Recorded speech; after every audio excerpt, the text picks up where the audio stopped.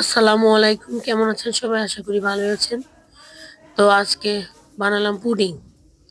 যারা আমার Facebook page থেকে দেখতেছেন তারা আমাকে ফলো করে পাশে থাকবেন, আর যারা আমার ইউটিউব চ্যানেল থেকে দেখতেছেন তারা আমাকে সাবস্ক্রাইব করে পাশে থাকবেন।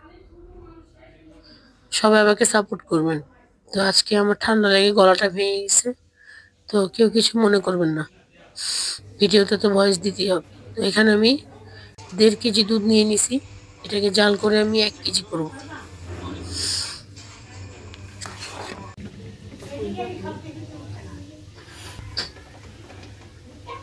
তো দুধটা জাল করা হয়ে আসলে এটার সাথে আমি গুঁড়া দুধ অ্যাড করব।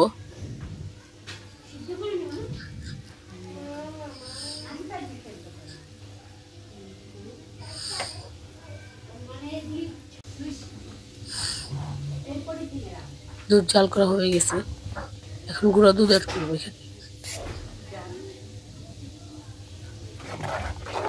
তো গুঁড়া দুধটা যার ইচ্ছা মতো, এটা আমি সবসময় পুডিং বানালে গুঁড়া দুধ আর ড্যানিশ দুইটাই অ্যাড করি স্বাদ বাড়ানোর জন্য, না দিলেও চলবে।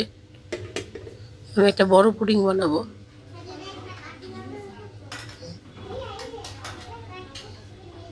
আর কিছুক্ষণ জাল করে নিব। দুধ জাল করা হয়ে গেছে, নামিয়ে ঠান্ডা করতে দিব। এখানে ডিম নিয়ে নিছি 12টা। যে জাল করা দুধটা আর চিনি এই কাপের 3 কাপ নিব। তো ডিমগুলো বাটিতে নিয়ে নিব, চিনি অ্যাড করব।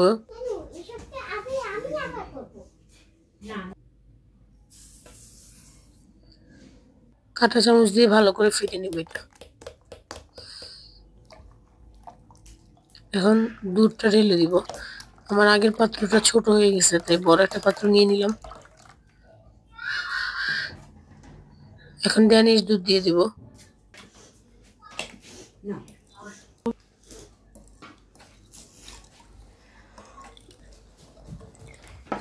তো এই যে সবকিছু মিশানো শেষ, এখন এটা ঢেকে রাখবো।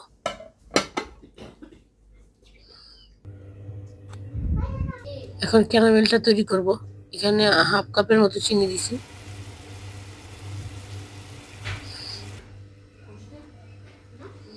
হয়ে আসছে আমার ক্যারামেল, নামিয়ে নিছি।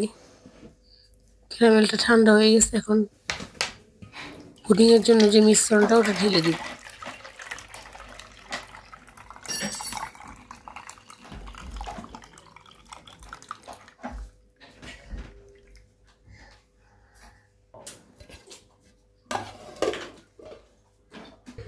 এখন চুলায় দিয়ে দিব এটা। আগে বড় একটা পাত্রে গরম পানি দিয়ে রাখছিলাম, তো পুডিংটা দিয়ে একটা ভাঁড় দেওয়ার জন্য পুতা দিয়ে দিলাম। এই যে হয়ে গেছে, 1 ঘন্টা ছিল। তো ভালো থাকবেন সবাই, আসসালামু আলাইকুম।